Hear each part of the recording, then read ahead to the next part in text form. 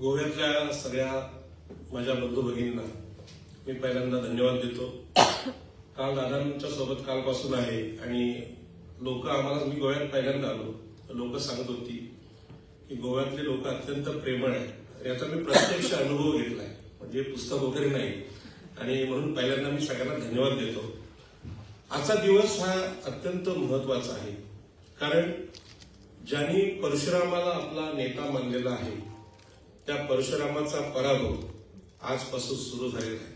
आणि तो कोणी केलेला आहे? ज्यांना कॉक्रोच म्हटलंय अशा लोकांनी केला. आणि कॉक्रोच म्हणणारे लोक सुद्धा सर्वोच्च न्यायालयाचे न्यायमूर्ती आहेत. म्हणजे किती घाणेरडी भाषा ती इथल्या बहुजन समाजासाठी वापरतात. हा काय फुले शाहू आंबेडकरांच्या काळातला पुरावा नाही, हा अलीकडचा आहे. आणि त्यातून आजचा जो पराभव आहे हा साधा पराभव नाही. एवढा मोठा मीडिया, एवढी मोठी सत्ता, अदानी, अंबानी, लोढा यांच्यासोबत आहेत, त्यांचा सुद्धा पराभव होऊ शकतो. आणि म्हणून हे पुस्तक आहे हे अत्यंत महत्वाचं आहे. आमच्यासारख्या कार्यकर्त्याला या पुस्तकाची फार गरज होती आणि ती गरज आमच्या शैलेंद्र दादांनी पूर्ण केलेली आहे. त्यासाठी प्रथमतः मी त्यांना धन्यवाद देतो.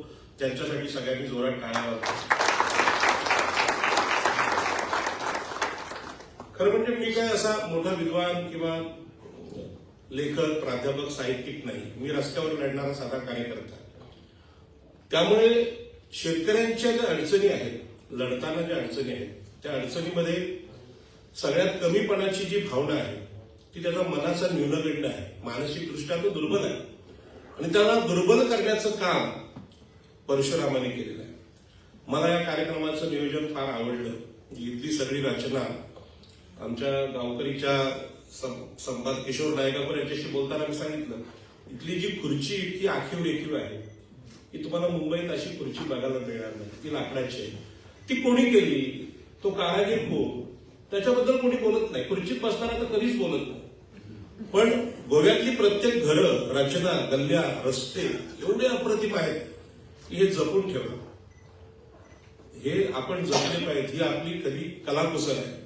आणि म्हणून या कार्यक्रमाचं सूत्रसंचालन करणारे कुलदीप कामत आटोपशीर आणि मोजका असं बोलणं त्यांनी इथे दाखवून दिलं आहे. पण मी भरपूर बोलणार आहे, कारण का तुम्हाला हे जे काम आहे, शैलेंद्र मेहता यांनी केलेलं काम आहे, हे कदाचित समजणार नाही. पण प्रत्यक्ष रस्त्यावर लढणारे असतात त्यांना किती महत्वाचं आहे हे तुम्ही समजून घ्या, ही नम्र विनंती करतो. अधिक काय बोललो, मला वाटतं जास्त बोललो तर थांबवा तुम्ही. पण ही व्यथा आहे. आणि मुंबईचे भूमिपुत्र, तिथले आगरी, कोळी, भंडारी, ईस्ट इंडियन, म्हणजे धर्मांतरित, आमच्या लोकांनी धर्मांतर केलं,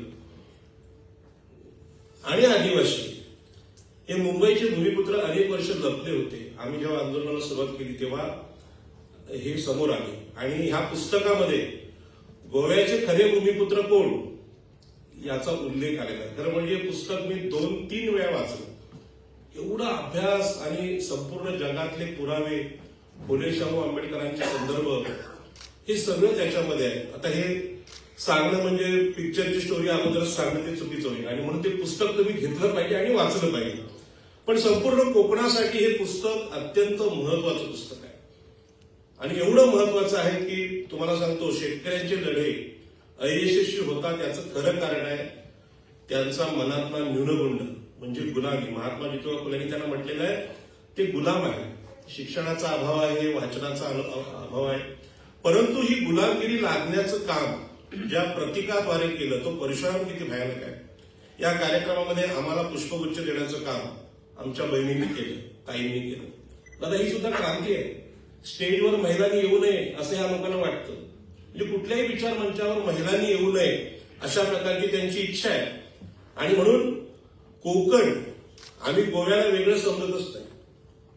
ठाणे, रायगड, पालघर, मुंबई, रत्नागिरी, सिंधुदुर्ग आणि गोवा आणि त्याला केरळ पण, हे कोकण मातृसत्ताक आहे, म्हणजे स्त्रियांचं आहे.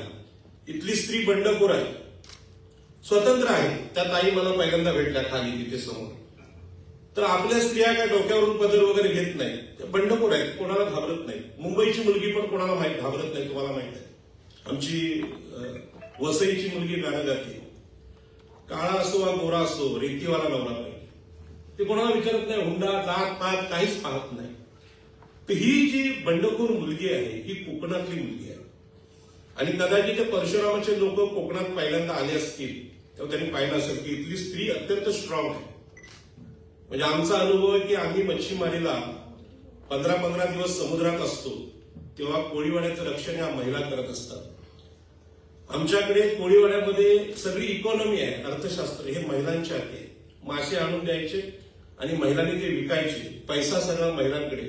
आपल्याला पैसे पाहिजे असतील तर आईकडे किंवा बहिणीकडे मागायचे, ही पद्धत आहे आणि ही मातृसत्ताक कल्चर आहे. आणि या परशुरामाने काय केलेलं आहे तर पहिल्यांदा वडिलांच्या आज्ञेवरून असं दाखवतात आईला ठार केलेलं आहे.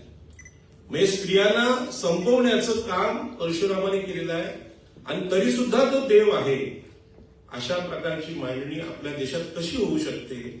मला वाटतं इथे साहित्य संमेलन झालं होतं रत्नागिरीमध्ये, मराठी साहित्य संमेलन. तिथे परशुरामाचा कटआउट लावला होता. आता काही लोकांनी त्यावर टीका केली होती. तर कोकणची भूमी आहे ही हुंडा न घेणारी आहे.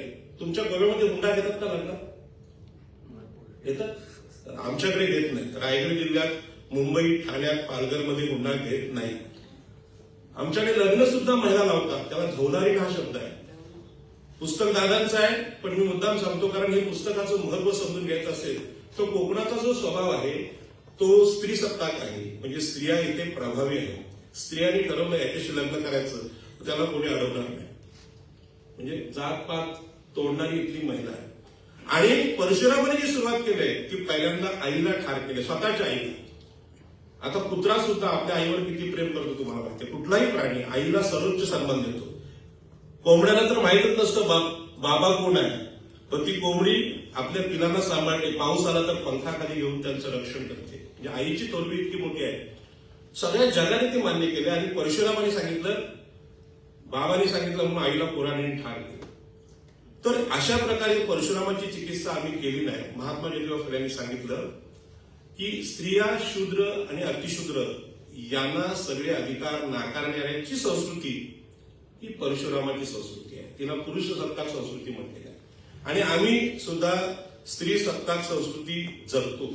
माझ्या आईने मला घडवलेलं आहे. आणि आमच्याकडे महिला शेताच्या कामात, शेतीचा शोध 80% म्हणजे शेती आजही महिला करतात. शेतीचा शोध महिलांनी लावलाय. तरी पण कोकणामध्ये म्हटलं जातं की सगळं कोकण निर्माण कोणी केलं? परशुरामाने. दादांनी याचा उल्लेख केलेला आहे. इथल्या शेतकऱ्यांची जी कौशल्य आहेत म्हणजे खुर्ची बनवणाऱ्यापासून बोटी बनवणारा कुंभार असेल, लोहार असेल, यांचं सगळं ज्ञान. मगाशी एक दादा होते आम्हाला घेऊन आले स्टेशनवरून, मला वाटतं ते खारवी समाजाचे. आता बोटी बनवणारे, आंतरराष्ट्रीय नौकानयन, सागरी व्यापार ही स्किल त्यांच्याकडे, पण त्यांचा उल्लेख कोणी नाही केला. हे सगळं कोकण परशुरामाने बनवलं, बाकी कोणीच नाही केलं. अशा प्रकारची रचना केली आणि मानसिक न्यूनगंड लादला गेला. खरं म्हणजे शेतकऱ्यांच्या आंदोलनात, सेज आंदोलन असेल, आम्ही सिडको विरुद्ध आंदोलन चालवलं. आता मुंबई पूर्ण अदानींनी खरेदी करण्याचा प्रयत्न चालू आहे. तुम्हाला माहिती आहे धारावी जिथे 12 कोळीवाडे होते तिथे अनेक कारागीर चांबड्यापासून तुमच्या बॅगा बनवणं असेल किंवा मडकी बनवणं असेल, वेगवेगळ्या कारागिरीच्या वस्तू बनवण्याची धारावी म्हणजे एखादा चीनचा सेज कसा असेल तशा प्रकारची वस्ती होती. ती वस्ती अदानीला विकली गेली आणि अदानीने त्याच्यावर कब्जा केला. 5,000 एकर मिठागरांच्या जागा. ते इथले तुमचे जे हे आहेत म्हणजे मच्छीमार समाज आहे, सागरपुत्र म्हणजे टोपी त्याचं घातल्याचं कारण तेच आहे की मच्छीमारांचा प्रतिनिधी भाषण करून परिचय करून देण्यापेक्षा बाबा आम्ही मच्छीमारांचे प्रतिनिधी आहोत. तर ती सगळी वस्ती एक उद्योग नगरी होती, ती अदानींनी खरेदी केली आणि जिथे घरं आहेत तिथेच घरं होऊ शकतात तुम्हाला माहिती आहे, पण त्यांना आणखी 5,000 एकर मिठागरांची जागा देण्याचा प्रयत्न मुंबईत आता या सरकारने सुरू केला आहे. आणि मुंबई आणि गोवा तुम्हाला माहित आहे की अत्यंत महत्वाची अशी देशातली ठिकाणं आहेत, आंतरराष्ट्रीय व्यापारी केंद्र आहे. परशुरामाला काय माहित आहे, यातला परशुरामाला काय कळायचा विषयच नव्हता. आणि आंतरराष्ट्रीय शहर आहे गोवा. तुम्ही जर हे पुस्तक जर वाचलं, त्या पुस्तकाचं वैशिष्ट्य असं आहे की अनेक इतिहासावर, साहित्यावर पुस्तकं लिहिणारे लोक आहेत, परंतु पुरातत्वीय पुरावे आहेत, उत्खनन आहे, त्याच्यासमोर परशुराम टिकत नाही. परशुराम कुठेच दिसत नाही. आणि म्हणून लॉर्ड कनिंघमनी जेव्हा आपल्या देशात उत्खनन केलं तेव्हा लक्षात आलं की सम्राट अशोकाचे अनेक शिलालेख, भगवान बुद्धांच्या मूर्त्या ह्या जमिनीखाली सापडल्या आणि त्याला पुरावे जगात आहेत. मग परशुरामाला का नाहीत पुरावे असे? परशुराम हे मिथक वापरून आमच्या मनावर गुलामगिरी लादली गेली आहे आणि म्हणून आज जो विजय झालेला आहे हा विजय सत्याचा आहे. आता त्या न्यायमूर्तींनी कॉक्रोच म्हटलं तरुणांना, कदाचित रेकॉर्डला तेच येईल. आम्हाला सुद्धा शूद्र म्हटलेलं आहे, अतिशूद्र म्हटलेलं आहे ह्या लोकांनी. आणि हे उच्चवर्णीय, श्रेष्ठ, पराक्रमी, 21 वेळा क्षत्रियांचा पराभव करणारे, स्वतःच्या आईला ठार करणारे, तरी सुद्धा ईश्वर आहेत, देव आहेत, अशा प्रकारची मांडणी आपल्या देशात झाली. आणि म्हणून जगाच्या इतिहासाच्या दृष्टीने आमच्या इतके मूर्ख, आमच्या इतके बावळट कुणीच नव्हते. आणि म्हणून असं सांगतात की या देशामध्ये नेहमीच आपला परकीय लोकांकडून पराभव झाला. त्याचं कारण होतं की जन्मताच आम्ही श्रेष्ठ आहोत. परशुरामाची भूमिकाच अशी आहे की सगळ्या पृथ्वीवरच्या क्षत्रियांना त्यांनी नायनाट केला, त्यांनी संपवून टाकलं. आपल्याला कुठं माहित होतं जग काय? आणि ह्या गोष्टीद्वारे, ह्या कथाद्वारे कोकणच्या लोकांवर एवढी मोठी गुलामगिरी लादलेली आहे की तुम्हाला आश्चर्य वाटेल की तुमच्या भागातल्या गोष्टी ह्या 2-3 दिवसात मी जाण्याचा खूप प्रयत्न केला आणि त्या प्रयत्नात थोडीफार माहिती मला मिळाली. पण मला आता गोव्याचा नव्याने अभ्यास करावा लागेल, कारण गोवा हा कोकणाचाच भाग आहे. आणि म्हणून आमच्याकडे जे आंदोलनं झाली आणि जी चालू आहेत त्यामध्ये जमिनींचं आंदोलन हे अत्यंत महत्वाचं आंदोलन आहे. तुम्हाला आश्चर्य वाटेल की हजारो वर्षापासून आपल्याकडे, तुमच्याकडे गोव्यामध्ये गावकरी पद्धत आहे, म्हणजे गावाच्या मालकीची जमीन, तसं आमच्याकडे अजूनही जमीन लावताना अख्खा गाव एकत्र येतो. आमच्या 3-4 जागा असेल तर पहिली दादांची लावायची, त्यांची झाली का ह्यांची, यांची झाली का ह्यांची, असं एकत्र येऊन भात लावणी करायची पद्धत आहे, गावाची पद्धत आहे. तर ही गावाची जी पद्धत आहे त्यानुसार तुम्ही जर रेकॉर्ड काढला तर सगळी शेती, सगळे डोंगर आम्ही कसायचो, आम्ही ती शेती करायचो. अगदी खार जमीन जी समुद्राच्या खाडीला आहे तिथे बांध घालून भरतीचं पाणी आणून शेती कशी निर्माण करायची हे ज्याला ज्ञान आहे ते सगळं सत्य आहे. परंतु त्याच्यावर आम्ही पुस्तकं लिहिली नाही. मग ह्याने पुस्तक असं लिहिलं की कोकणाची निर्मिती बाण मारून परशुरामाने केली. आमचे पण लोक एवढे बावळट आहेत की त्याने विश्वास ठेवला की बाण मारून शेतीची निर्मिती होते का, मग नांगर कशाला घालायचा? आईला भाकरी बनवताना चटके बसतात, आधी हाताला चटके मग मिळते भाकर, म्हणजे आईचं हे दुःख आहे. खरी आईला जेव्हा भाकरी बनवतात चटके बसतात. व परशुरामाला असे कुठले चटके नाही बसले, त्यांनी फक्त बाण मारला आणि कोकणाची निर्मिती केली. आणि मी खेदाने सांगतो की इथला संविधानिक भाषेत सांगतो ओबीसी, एससी, एसटी या कथानकांचा गुलाम आहे. आणि म्हणून देशात आज जी सत्ता आलेली आहे या सत्तेमध्ये परशुरामाला मानणाऱ्या लोकांचा जो मोठा वाटा आहे तो असा आभासी कथा निर्माण करून आलेला आहे. मला वाटते गावकरीचे आमचे किशोर नायगावकर इथे आहे. पत्रकारांची आणि लेखकांची भूमिका किती महत्वाची असते की ते जे रेकॉर्ड करतात ते होतं. मला वाटतं परशुरामाला चॅलेंज करण्याचं काम इतिहासामध्ये डॉक्टर बाबासाहेब आंबेडकरांनी केले, महात्मा ज्योतिबा फुलेंनी केले, अनेक लेखकांनी केले. आणि त्यांनी ज्योतिबा फुलेंनी त्यांना विचारले. परंतु यातला जो मूळ सिद्धांत हा 2500 वर्षापासून चर्चेला घेतलेला आपल्याकडे, म्हणजे हे जे गोव्यातील परशुराम कथा ब्राह्मणी इतिहास लेखन शैलेंद्र मेहता यांचं पुस्तक आहे, हे साधा विषय नाहीये. ज्या काळात म्हणजे 2000 वर्षापूर्वी आपल्या देशात सांगितलं जात होतं की इथल्या ब्राह्मणांचा जन्म हा ब्रह्मदेवाच्या मुखातून झाला, क्षत्रियांचा बाहूतून झाला, वैश्यांचा मांड्यातून झाला आणि शूद्रांचा पायातून.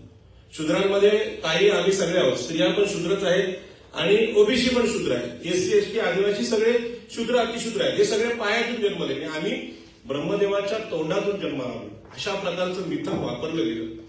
ऋग्वेदामध्ये या पुरुष सप्तामध्ये याचा उल्लेख आहे. आपण वेद, उपनिषद फार पवित्र आहेत. काही लोक मुलांची नावं आता वेद ठेवायला लागली, त्यांना वाटतं वेद फार पवित्र आहे, तर वेदांमध्ये आमची गुलामगिरी आहे, स्त्रियांची गुलामगिरी आहे. आणि ती गुलामगिरी लादली गेली. आणि परशुराम ह्यातलं मोठं मॉडेल आहे. परशुराम असं मॉडेल आहे की परशुराम पुराणीने सगळ्यांना काढून काढतो. आता परशुरामाचे जे वारसदार आहेत त्यांना एखादा ओणका दिला लाकडं फोडता येईल का? एखादी लायकी आहे का? आंघोळीची बादली तरी उचलण्याची लायकी का त्यांची? तेवढी तरी शक्ती आहे का? नाही. पण ही सांगितली कथा आणि ह्या महिन्यामध्ये श्रावण महिन्यात आम्ही या सगळ्या कथा रामायण महाभारत ऐकत असतो आणि जशाच्या तशा स्वीकारतो.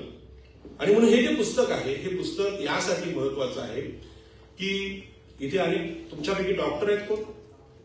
डॉक्टर इथे आहेत का कोण? कोण आहेत? डॉक्टर आहेत का कोण? पीएचडी वाले असतील.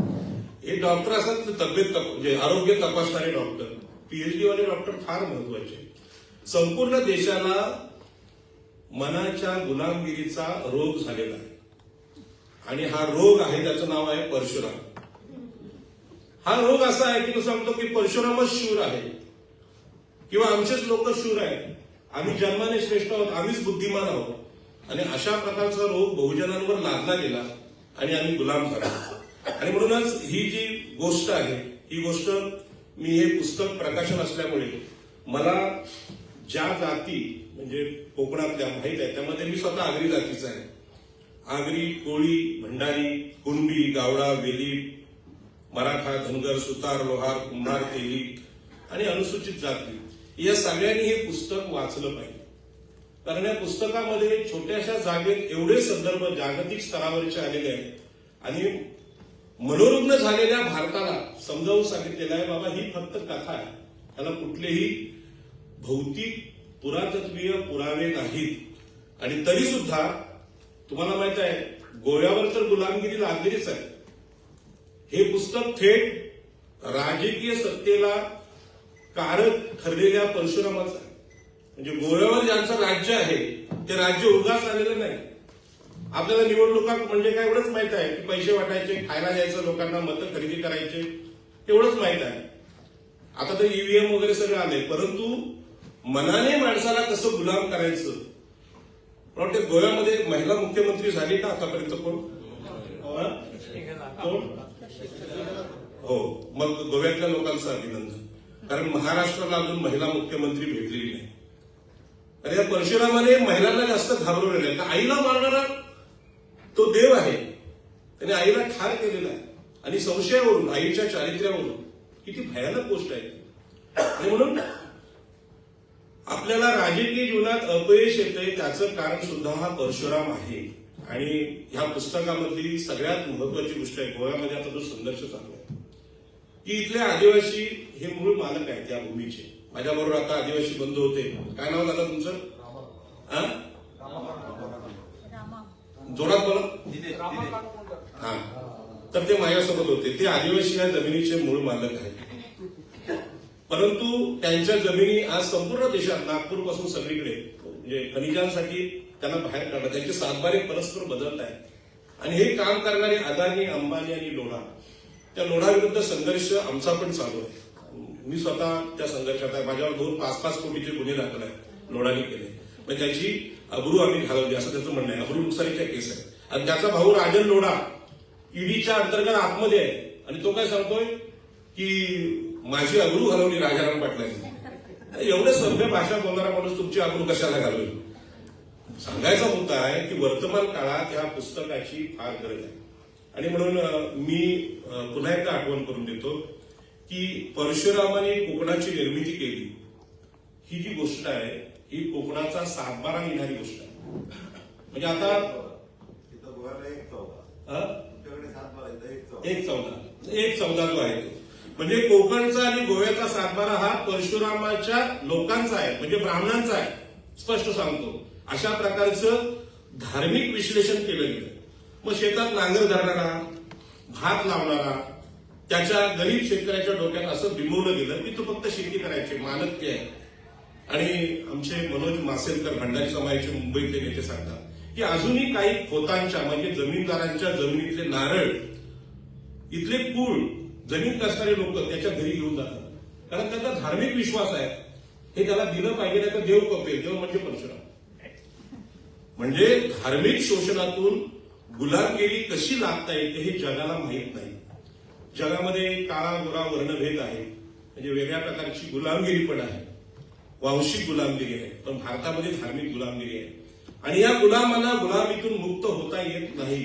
आणि म्हणून असा प्रयत्न आपल्याकडे ज्यांनी केला त्यामध्ये सगळ्यात पहिल्यांदा भगवान बुद्ध आहेत, चार्वाक आहेत अलीकडच्या काळामध्ये महात्मा ज्योतिबा फुले यांनी सांगितलं की ही गुलामगिरी यांनी लादलेली आहे आणि म्हणून मिथक आहे यांची चर्चा करा, ह्याच्यावर पुस्तकं लिहा.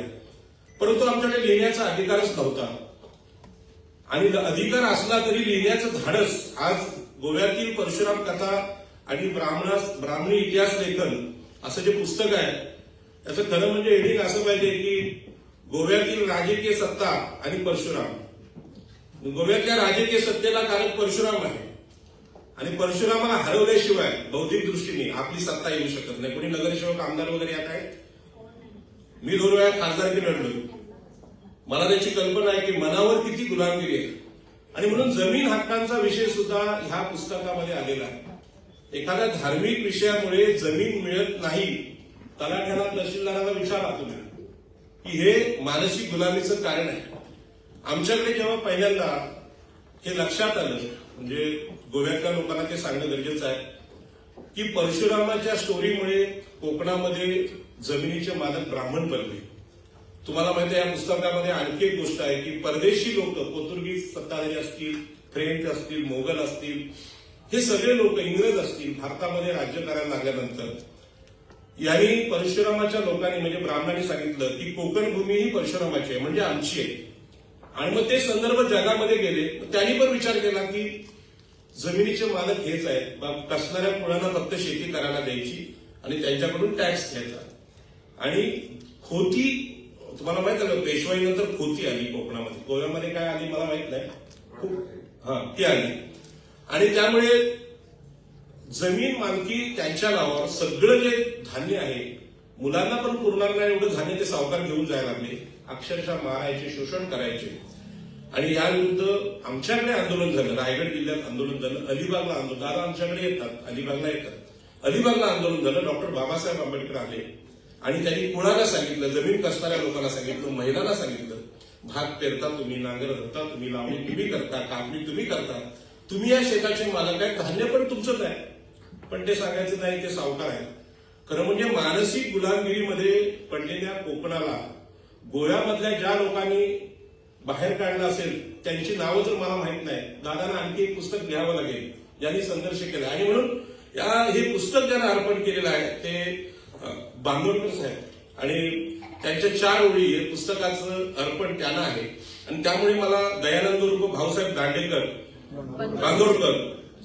बांदोडकर यांचं महत्व लक्षात आलं की यांनी इथे गोव्यामधली जी हे आहे जमिनीचं वाटप, त्यामध्ये 1 लाख लोकांना कसेल त्याची जमीन दिली आहे. मला हे नाव माहीत नव्हतं, पण आमच्याकडे बाबासाहेब आंबेडकर आले, खास करून आमच्या आगरी लोकांकडे. नारायणराव पाटील नावाचे एक आमचे नेते होते, त्यांच्या घरी ते यायचे, 20-25 दिवस राहायचे, भात मासे खायचे. आणि त्यांनी लोकांना समजवलं, कारण शेतकऱ्यांचा प्रॉब्लेम काय, आम्हाला जमिनी पाहिजे, पण आम्ही धर्माचे प्रमुख आहेत ब्राह्मण, त्यांच्या विरुद्ध शब्द नाही काढला. कारण धर्माला थरकाप घाबरायचे लोक आजही घाबरतात. म्हणजे आज दादांनी एक पुस्तक लिहिलंय परशुरामावर.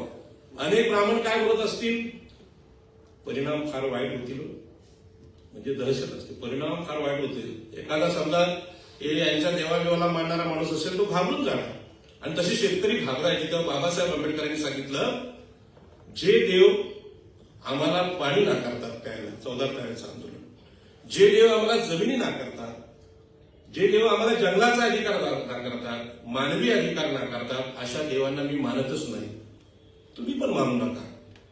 आणि ते आंदोलन उभं केलं. मला वाटतं गोव्यातल्या नव्या आंदोलनाची सुरुवात या पुस्तकामुळे होणार आहे. आणि मला विश्वास आहे हे पुस्तक जो वाचेल त्याच्या मनातली परशुरामाची भीती निघून जाईल. आणि म्हणून जे साहित्यिक आहेत त्या साहित्यिकांनी भारताच्या मानसशास्त्राचा अभ्यास केला पाहिजे. पीएचडी करणारे आमचे नाईक मगाशी अमेरिकेला गेले, कुठे आहेत ते, एकदम तरुण, ते बघा राव आहे, त्याचं नाव या पुस्तकात आहे. मला वाटतं कुणीतरी वयोवृद्ध मोठा माणूस असेल, पण अत्यंत तरुणपणात त्यांनी म्हणजे या पुस्तकात स्थान मिळवलं. आणि हे पुस्तक साधं नाही. मी अनेक पीएचडी करणारे विद्वान पाहिले, मी स्वतः शिक्षक होतो, मला काय कधी पीएचडी करता नाही आली. परंतु तुम्हाला सांगतो की गावामध्ये तुम्ही गेलात तर आपल्याकडे अजूनही एवढे कारागीर आहेत. म्हणजे समुद्राची भरती येते, तिला बांध घालायचा मातीचा, तिथे दगड नसतात, मातीचे तुकडे करायचे, आपली बॅट कशी असते तसं आमच्याकडे एक हत्यार असतं, त्याला आम्ही पेन्सान बोलतो. तुम्ही काय बोलता माहिती आहे? बॅटमॅन. ते जे असतं त्यांनी कापायचे, म्हणजे नारळीचे पाक करतात, तुकडे करतात, बर्फी जशी तोडतात तशी माती तोडायची आणि ती डोक्यावर घेऊन तिथे बांध घालायचा आणि तिथे असा दरवाजा बसवायचा की वरून खाली पाणी जात असेल ते दरवाजे उघडतात, तिकडून यायचं असेल तर बंद होतात. काय मानस?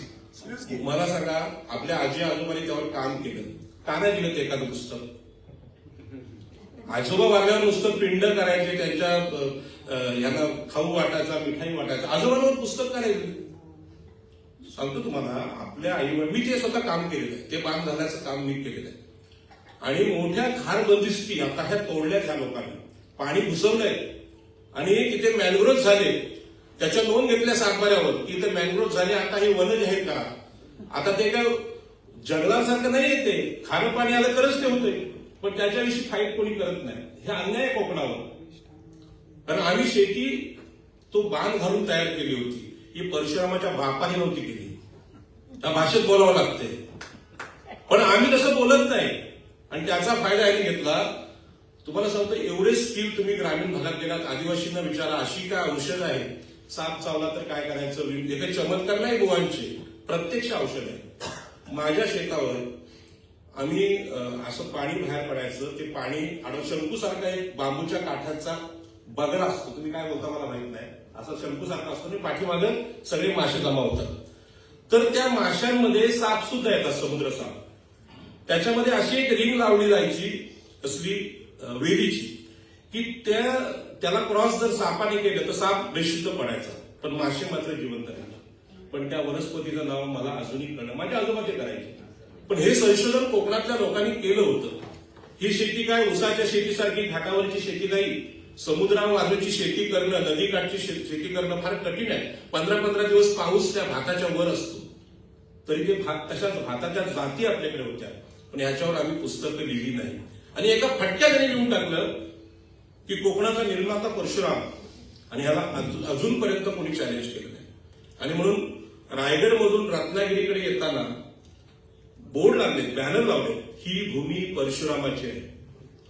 मी रत्नागिरीमध्ये गुहागरमध्ये यावर भाषण केलं, ही भूमी परशुरामाची नाही, काही संबंध नाही परशुरामाचा. आणि तसा कुठलाही पुरातत्वीय पुरावा नाही. आंतरराष्ट्रीय जे इतिहासकार आहेत, पेरिप्रस, टॉलिनी वगैरे दादांनी वाचले असतील, त्यांनी कोकण भूमीचे संदर्भ दिले, गोव्याचे दिले आणि सांगितले गोवा हे आंतरराष्ट्रीय बंदर आज नाही, पूर्वीपासून आहे. परशुरामाचा तिथे पत्ताच नव्हता. आणि या परशुरामाच्या लोकांनी सांगितलं होतं आम्हाला की समुद्र उल्लंघन करणं पाप आहे. सागरी व्यापार ह्यांनी नाकारला आणि त्याच्यामुळे आमचा देश गुलाम झाला. सम्राट अशोकाच्या काळी आम्ही आंतरराष्ट्रीय व्यापारी होतो. आम्ही सुद्धा कोळी लोक श्रीलंकेत जायचो, इजिप्तला जायचो आणि तिकडे व्यापार करून सोनं आणायचो. म्हणजे आमचे कोळी लोक बघितले तुम्ही तर सोनं अंगावर जास्त दिसेल. गोव्यामध्ये पण सोनं आहे. हे आंतरराष्ट्रीय व्यापाराचं प्रतीक आहे. आणि तेव्हा ह्या लोकांना काही येत नव्हतं, पण यांनी पुस्तकं लिहिण्यामध्ये मास्टरकी केली.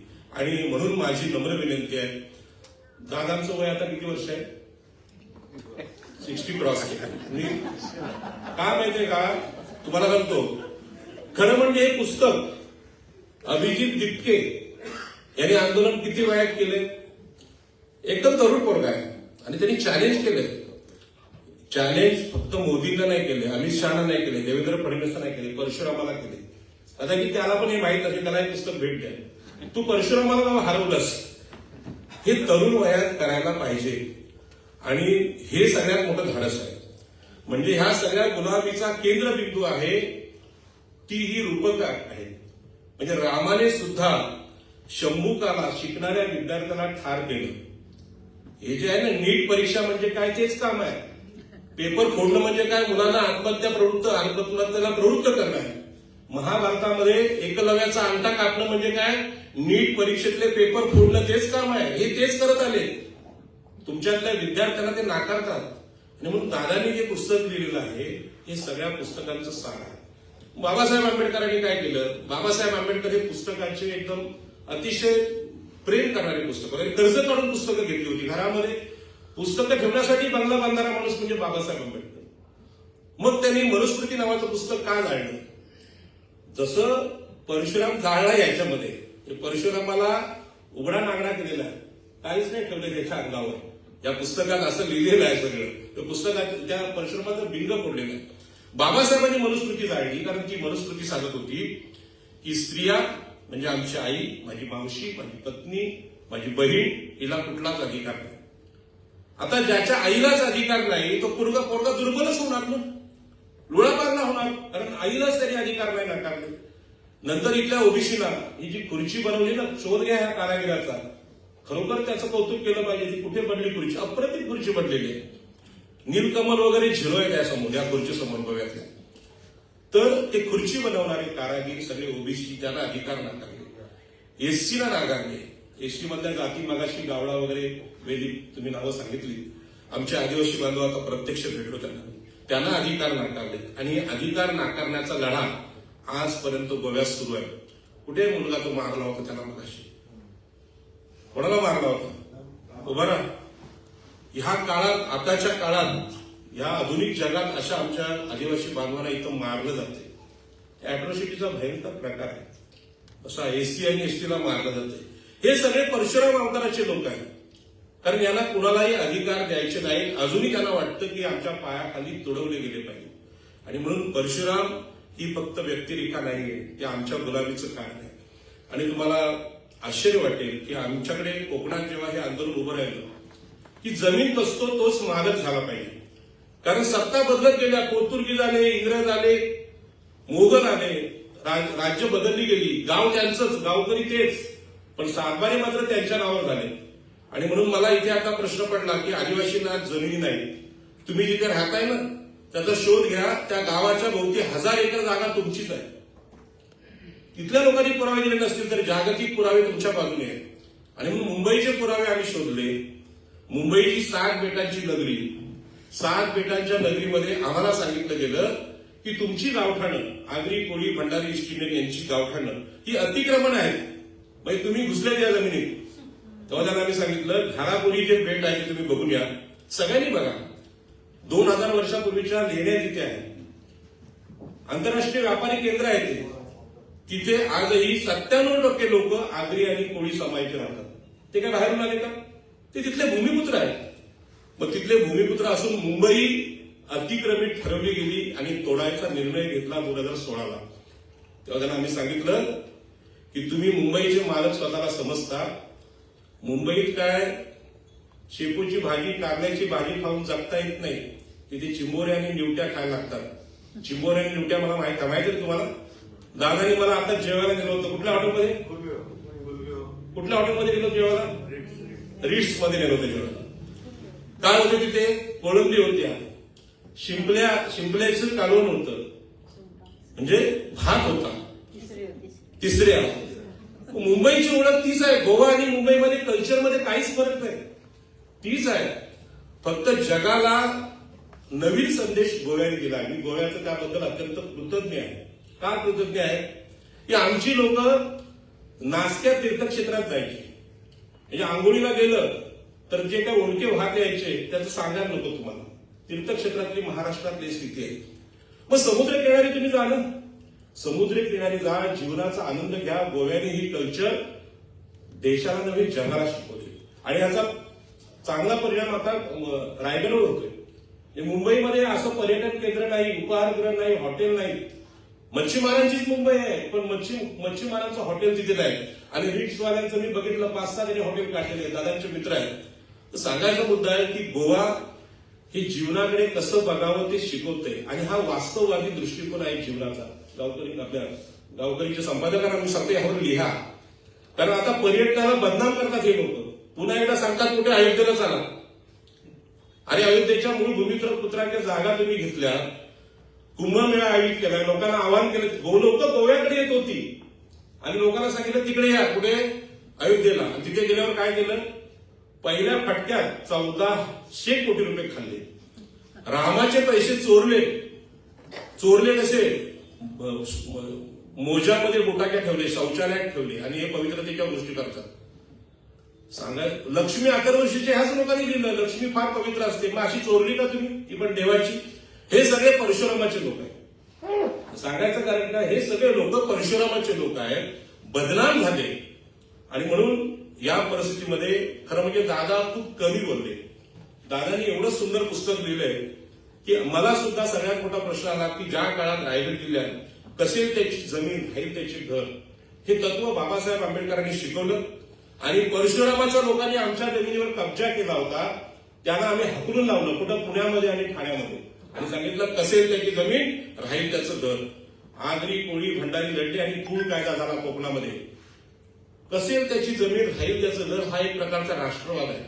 आणि ह्यांनी जो राष्ट्रवाद सांगितलाय परशुरामाच्या त्या कुऱ्हाडीवर, मोडकी कुऱ्हाड आहे ती मारली तर काहीच नाही मारणार, झुरळ पण नाही मारणार तिने, पण त्यांनी आमच्या लोकांना घाबरवलं आणि जमिनीचे मालक झाले. बाबासाहेब आंबेडकरांनी हा कायदा संविधानात घेतलेला आहे.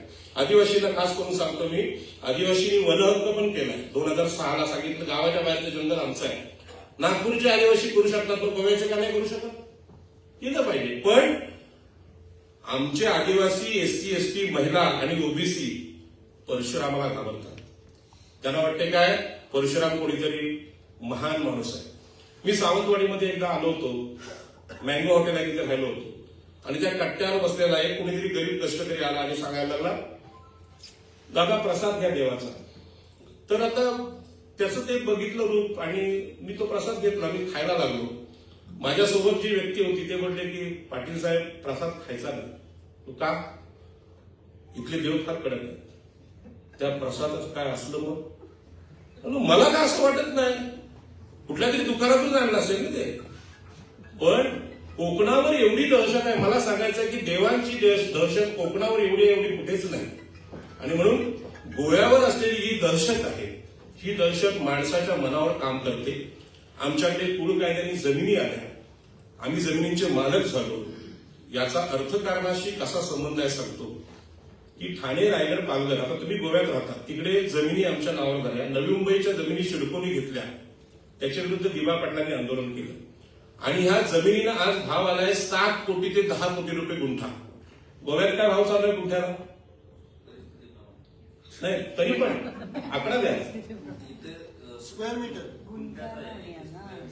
किती भाव आहे स्क्वेअर मीटरला? किती?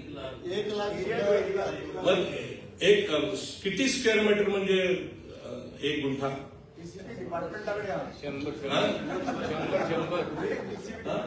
100 स्क्वेअर मीटर. आमच्याकडे 40 गुंठे म्हणजे 1 एकर, अंदाजे 1089 स्क्वेअर फीट म्हणजे 1 गुंठा.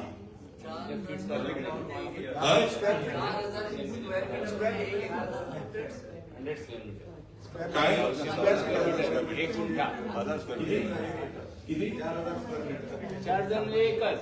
आमच्याकडे 43,000 चौरस फूट म्हणजे 1 एकर.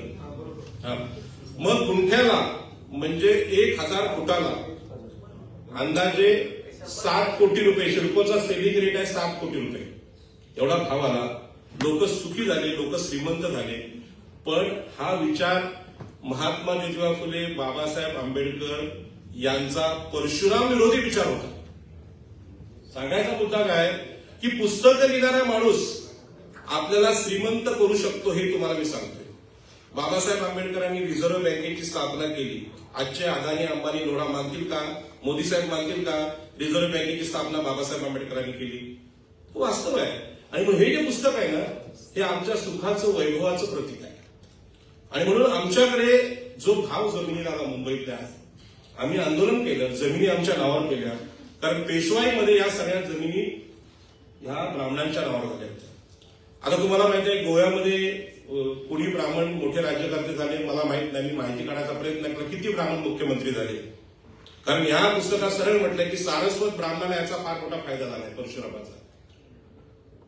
कोकणामधून पेशवे हे कोकणातूनच निर्माण झाले. पेशव्यांनी काय केलं तुम्हाला माहित आहे, शिवाजी महाराजांचं राज्य ताब्यात घेतलं. पहिल्यांदा कोकणचं आरमार जे आगरी, कोळी, भंडारी, गावी यांचं आरमार होतं, मच्छीमारांचं आरमार होतं, ते बुडवलं त्यांनी आणि कोकणावर गुलामगिरी आली. शिवाजी महाराजांचं राज्य सुद्धा बुडवलं. हे आपल्याला सरळ दिसते स्पष्ट. म्हणजे परशुरामाने एवढी कामं ह्या देशात केलेली आहे.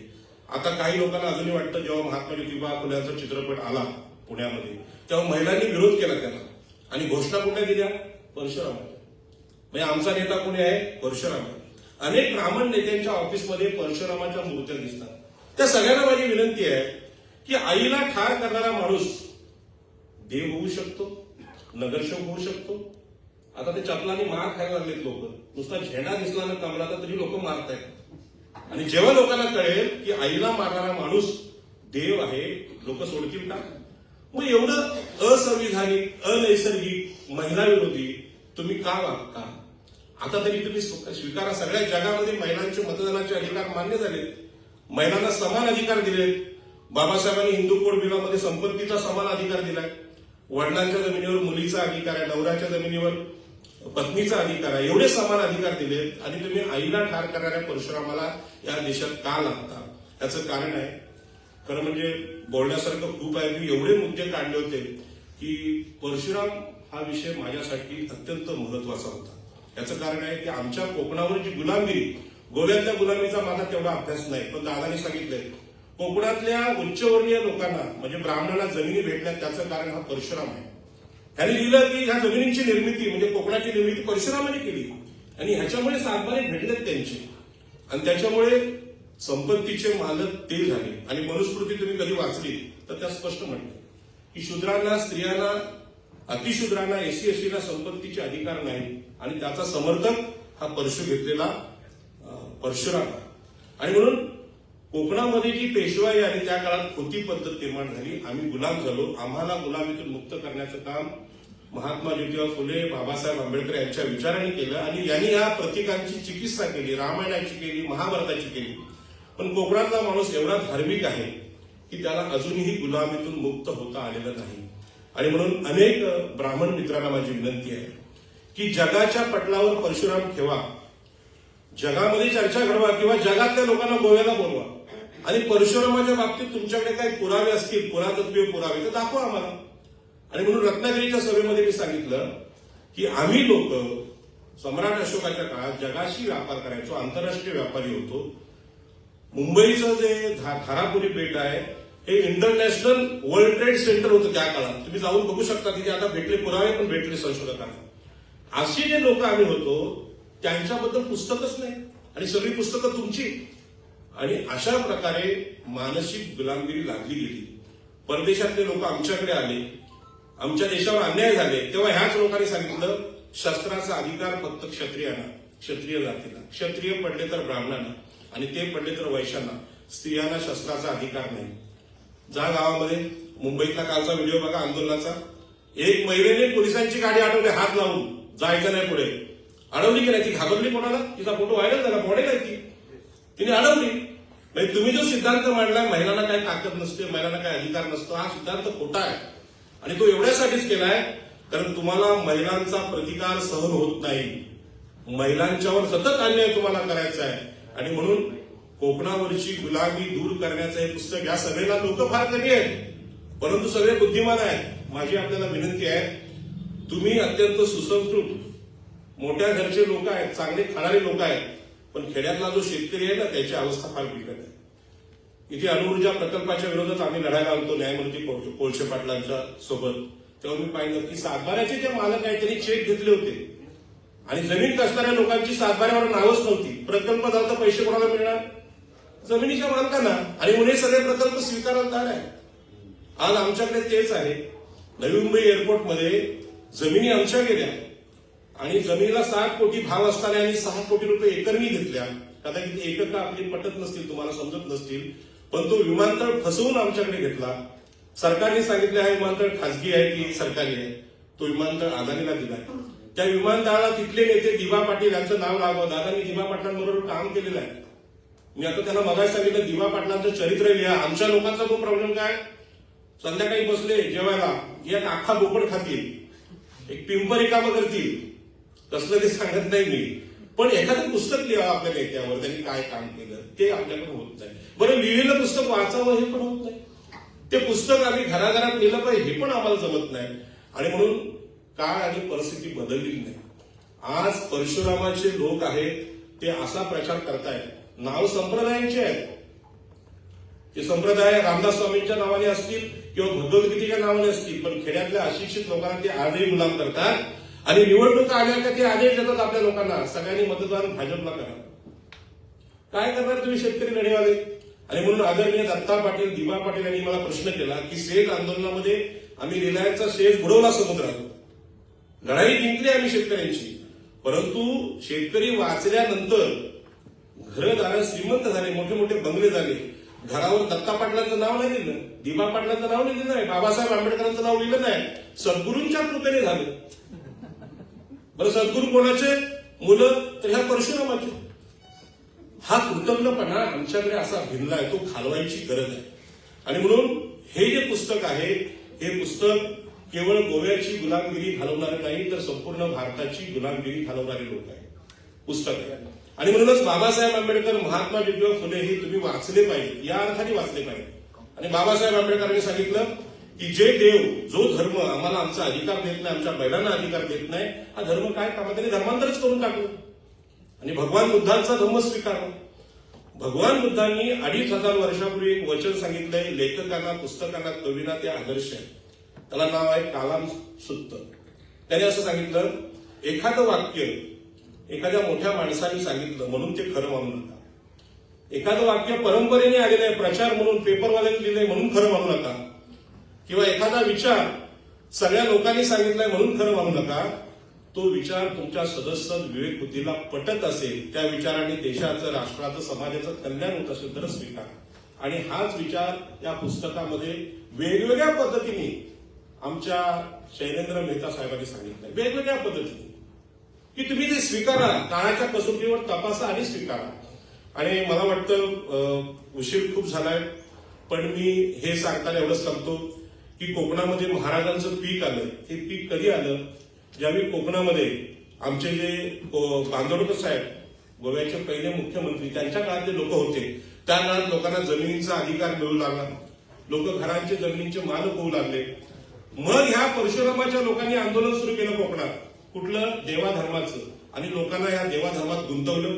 आज जमिनीसाठी ते लढत नाही. तुमच्याकडे गोव्यामध्ये लोढा जमिनी घ्यायला आलाय, तो लोढा आमच्या ठाणे जिल्ह्यात आलेला आहे. आम्ही पण त्याच्या विरुद्ध लढतोय, अदानी विरुद्ध आम्ही लढतोय. कारण ब्राह्मण, क्षत्रिय, वैश्य तिघेजण या देशाची लूट करतायत. अशा वेळी त्यांची जी प्रतीक आहे, म्हणजे मिथक आहे, प्रतीक आहे, त्याची चिकित्सा करण्याची वेळ ही जर आपण केली तर आपण खऱ्या अर्थाने सुखी होऊ. मी माझ्या आयुष्यामध्ये वयाच्या 35व्या वर्षापर्यंत परशुरामालाच मानत होतो, रामालाच मानत होतो आणि कृष्णालाच मानत होतो. पण जेव्हा मला कळलं की माझा सातबारा यांची दिवसभर पूजा करून नावावर होत नाही, तेव्हा मी लक्षात आलं की सगळं बोगस आहे, ते थांबलं पाहिजे आणि आपण संविधानाच्या मार्गाने गेलं पाहिजे. आणि म्हणून महिलांना या सभेत असलेल्या माझी एक खास विनंती आहे की संविधानच तुम्हाला म्हणजे हिंदू कोड बिल देतं किंवा वारसा हक्क कायदा देतं, संविधानच महिलांना अधिकार देतो. तुम्ही जर परशुरामापासून मुक्त झाला तर तुमची मुलं सुद्धा मुक्त होतील. आणि जी जिजाऊ अशी मुक्त होते ती शिवाजी महाराजांना घडवते. शिवाजी महाराजांचा आरमार सुद्धा परशुरामाच्या लोकांनी घडवलेला आहे. शिवाजी महाराजांना आता काय समजायचा विषयच नाही तो, पण सत्य आहे ते. आम्हाला आमचा पराभव इथे परशुरामाने केलेला आहे. या विषयी या पुस्तकात वाचण्यासारखे मुद्दे, प्रत्येक पान हे वाचण्यासारखं आहे. मी हे पुस्तक वाचताना प्रत्येक पानावर एवढ्या नोंदी केल्यात की एक एक पानावर मी तास बोलू शकतो. कारण हा प्रश्न थेट माझ्या समाजाच्या गुलामीचा विषय आहे. आज पूर्ण देश, सगळ्या जमिनी, गायरान जागा, सरकारी जागा असतात तुमच्या गावाच्या बाहेरच्या, त्या गावातल्या लोकांसाठी असतात. त्या जागा या अदानी, अंबानी यांची शिर्के नावाचे बिल्डर, त्या सगळ्यांनी गिळंकृत करायला सुरुवात केली. त्या जमिनीवर आपल्या गावाचा गावठाण विस्तार झाला असता, त्या सगळ्या जागा घ्यायला सुरुवात केली. आणि गोवा हे एवढं मोठं हे आहे की मी गोव्यामध्ये आलो तर मला सगळे इतके कमेंट्स येतात, पाटील साहेब गोव्यात गेलात काय करतात, लोक विचारतात. गोव्याबद्दल एवढं आकर्षक देशाला आहे आणि म्हणून इथल्या जमिनीवर त्यांचं लक्ष आहे. तुम्ही ते विस्थापित होऊ नये म्हणून परशुराम या चरित्राची चिकित्सा करा. परशुराम झाले की ते राज्यकर्ते आहेत. क्षत्रिय आणि ब्राह्मण यांच्यामध्ये वाद आहे. राम आणि परशुरामाची लढाई तुम्हाला माहित आहे. दोघांचं ध्येय एकच आहे, आम्हाला अधिकार नाकारणं. तर परशुरामाची चिकित्सा तुम्ही केली तर तुमचं हे सगळ्या लक्षात येईल. आणि यामध्ये गोव्याची राजकीय सत्ता बदलण्याची ताकद त्या पुस्तकामध्ये आहे. गोव्याचे राज्यकर्ते आहेत त्यांनी सावध व्हावं. इथला माणूस जर स्वतंत्र झाला, आम्ही 1947 स्वातंत्र्य इंग्रजांपासून मिळवलं असेल किंवा गोवा अलीकडे स्वतंत्र झाला असेल, पण मनाने आजही आम्ही गुलाम आहोत. आणि म्हणून हे पुस्तक आपण वाचावं ही नम्र विनंती करतो. आणि गोव्यातल्या भूमिपुत्रांच्या आंदोलनाला जेव्हा जेव्हा गरज लागेल तेव्हा आम्ही यायला तयार आहोत आमच्या सगळ्या लोकांसह. कारण जमिनीसाठी लढणं म्हणजे मातृभूमीसाठी लढणं हाच राष्ट्रवाद आहे. परशुरामाचा राष्ट्रवाद हा आभासी राष्ट्रवाद आहे, खोटा राष्ट्रवाद आहे, विषमता पेरणारा राष्ट्रवाद आहे आणि त्या राष्ट्रवादाच्या पराभवाची सुरुवात नेमकी आज झालेली आहे. सगळ्यांनी त्या तरुणांसाठी दिल्लीमध्ये बसलेल्या जोरात टाळ्या वाजवा आणि या टाळ्यांच्या बरोबर मी माझं भाषण संपवतो आणि पुन्हा एकदा सांगतो, दादा तुम्ही खूप थोर आहात. मी तुम्हाला त्या धर्माधिकारी किंवा पांडुरंग शास्त्री आठवड्यांसारखे आहात असं नाही, तुम्ही त्यांच्यापेक्षा मोठे आहात, त्यांच्यापेक्षा मोठे आहेत. फक्त तुम्ही कपडे एवढे आधुनिक घातले. तुम्ही जर भव्य कपडे घातले असते तर तुम्ही या आमच्या लोकांच्या मुक्तीचे गुरु बनवले असते आणि खरोखर आहे ते. आमच्या लोकांना आम्ही सन्मान का नाही देतो? आमच्या माणसाला महाराष्ट्र भूषण नाही भेटत, दिवा पाटलांना दत्ता पाटलांना नाही भेटत, ज्यांनी लोकांना अधिकार दिले. तुम्ही महाराष्ट्र भूषण पुरस्काराचे मानकरी आहात आणि गोव्यामध्ये तुम्हाला गोवा भूषण पुरस्कार भेटला पाहिजे. कारण गोवा काय आहे हे यामध्ये सांगितलेलं आहे. गोवाची मुक्ती कशामध्ये? ही नवी मुक्ती आहे आणि ही सामाजिक विषमता संपवणारी मुक्ती आहे. धन्यवाद. मला खूप बोलायचं होतं. दादांनी माझा जो सन्मान इथे केलेला आहे त्याबद्दल मी अत्यंत कृतज्ञ आहे आणि तुम्हाला पण मी आमंत्रण देतो, मुंबईत आल्यानंतर तुम्ही आमच्याकडे या. गोव्यामध्ये जे सगळे रिसॉर्टवाले, मोठमोठ्या हॉटेलवाले जेवढे पुढे गेलेले आहेत त्यांचं कौतुक करावं तेवढं कमी आहे. तुमचं अनुकरण आम्ही करतो. देवस्थानाच्या तीर्थक्षेत्रात जाऊन पैशाची वाट लावण्यापेक्षा रामाच्या पेटीत पैसे टाकायचे आणि ते आमच्या मोदी साहेबांनी चोरायचे आणि त्यातून नगरसेवक आमदार खरेदी करायचे, थांबलं पाहिजे. हॉटेलमध्ये जाऊ दे पैसे, आपल्या आनंदाचे पैसे आहेत. आपली बायका मुलं आई मुली घेऊन येऊया गोव्याला आणि जीवनाचा खरा आनंद घेऊया. गोव्यामधल्या सगळ्या हॉटेलमध्ये माझी शुभेच्छा आहे. फक्त तुम्ही परशुरामाची चिकित्सा करणारे पुस्तक हॉटेलच्या समोर लावून ठेवा. पर्यटकांना कळलं पाहिजे गोव्याला गुलाम कुणी केले. धन्यवाद. जय हिंद, जय महाराष्ट्र.